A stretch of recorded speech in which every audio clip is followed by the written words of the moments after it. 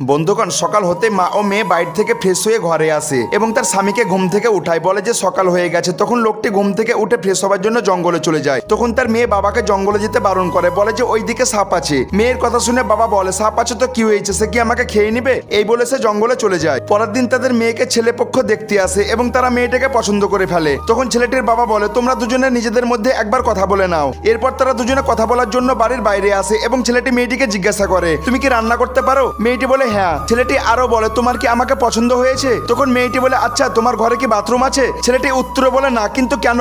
এই কথা শুনে মেয়েটি বলে, সরি, আমি তোমাকে বিয়ে করতে পারবো না। মেয়েটির মুখে না শোনার পর ছেলেটা অনেক রেগে গিয়ে তার পরিবারকে নিয়ে সেখান থেকে চলে যায়। ছেলেপক্ষ চলে যাবার পর মেয়েটির বাবা মা উঁচু কণ্ঠে বলে, তোর নিজের ঘরে বাথরুম নেই আর তোর শ্বশুর বাড়িতে বাথরুম চাই? তখন মেয়েটি বলে, মা, নিজের ঘর আর শ্বশুর ঘরের মধ্যে অনেক পার্থক্য থাকে। এরপর ছেলেটির মা যখন সবকিছু জানতে পারে তখন সে তার নিজের গহনা বিক্রি করে বাথরুম বানায়। তো বন্ধুরা, মেয়েটি কি ঠিক করেছে না ভুল করেছে কমেন্টে